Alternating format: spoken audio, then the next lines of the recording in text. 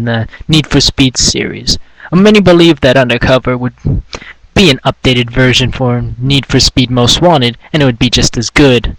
Unfortunately, while it may bear some semblance to Most Wanted, it falls way, way short. First, let's talk about the graphics. The fictional city in which Undercover is set in, Tri-City, looks pretty good. Streets are reflective and the sun can cast a pretty hard glare into your eyes, but that's good because it's realistic. The cars, of course, are beautiful. How your car looks when it's damaged could have been done a little bit better, and when you do enough damage to tear the hood off of your car, you can actually see the insides, and they look cheap and stock. And for a game where this happens very often, some more work should have been put into it, in my opinion. The biggest problems are clipping issues with the graphics. For those who don't know, clipping is something that happens when graphic designers do some work to help take processing memory off of the system and help it run faster. Everything in your field of vision is seen. Everything else is clipped.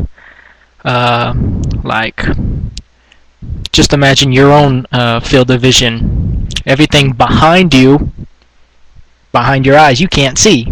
So, in a video game, it's not there. But in real life, you know it's there, and you get the idea. What happens in Undercover is when driving, buildings in the foreground will suddenly pop out of nowhere. While it's not realistic, it's not really a problem until later in the game when you get faster cars. It's at this point when the system has trouble keeping up and the game actually starts skipping, for lack of a better term. And this is even more evident when you have more cars on the screen. There have been a few times when I've been racing and there's a split-second pause, like the game actually just stops and then goes. It gets real old real fast, and it's something that really shouldn't be there for a game like this on a next-gen system. Let's talk about gameplay. In the story, there's usually 8 events to choose from. You set circuit races, sprint races, checkpoint races, escaping the cops, outrunning an opponent, cost to state, cop takeout, and highway battle. The highway battles are easily the funnest and most challenging of all the events. It's simply you and your opponent on a crowded highway, and all you gotta do is get a lead of 1,000 feet or be leading when the time runs out to win. Now, most critics have lauded the game for being too easy. Depending on which event you run in, it's true. For circuit and sprint races, it's pretty easy to get a good jump at the start and just blow past your competition. So long as you run a clean race, you'll win in dominating fashion. The trouble doesn't come from the AI, but you yourself. For the most part, the cars handle well enough, even though they're a tad bit on the loose side. This is fine when you're racing in wide open spaces. It's the tight, compacted city roads where this is a real problem. It's easy to hit things, and when you're trying to keep your car straight after hitting a wall, you're going to hit something else. The lighting in the city doesn't help the situation, as when you're going under bridges and overpasses, the shadows are so dark, you won't know if you're going to hit something until you actually run it and into it. More often than not, you'll end up hitting a concrete barrier and spinning out. Now, Undercover tries to incorporate what it calls a heroic driving system into the game. What it does, it gives you points for an in-the-zone meter, and it's supposed to do things like extend your speed breaker and your nitrous. But to get points with this in-the-zone meter, it's suicide.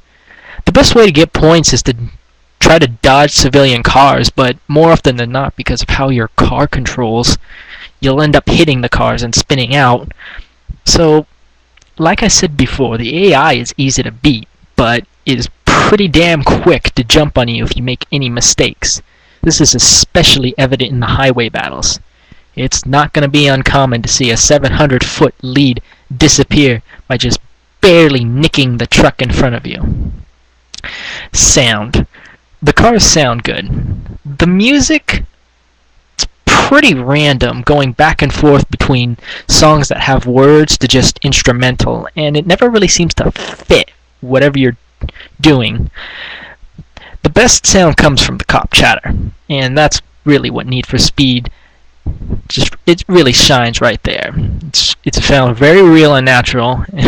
You'll find yourself getting into cop chases just to hear them talk, and it's actually pretty rare where you'll hear them repeat themselves. The story.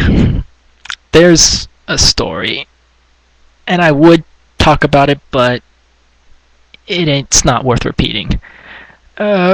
Need for Speed uses live-action movies to tell the story. You know, the camera acts as the in-game character from first-person point of view. If the story was written as a satire, it might be good.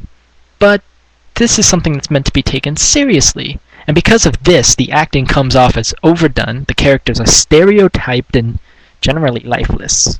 You don't feel ever during the course of the game like an undercover cop. And the ending, well, I'm not going to tell you the ending, but it sucks. Period. Replay value. Well, the story isn't really very long. I rented the game and I beat it in 2 days with pretty dedicated play. 6 to 9 hours, maybe. You could go online and that'll extend your gameplay, but as for single player, it's not much to do after you finish the story. Undercover was actually labeled as a Most Wanted remix of sorts, but the thing about Most Wanted was it was new. The story was actually engaging. I mean, you wanted to climb the Blacklist 10 and be number 1. You wanted to be the best, and it was balanced. AI was difficult. The cars handled well. Everything was perfect. Undercover isn't new. The story is lame. And it's totally unbalanced.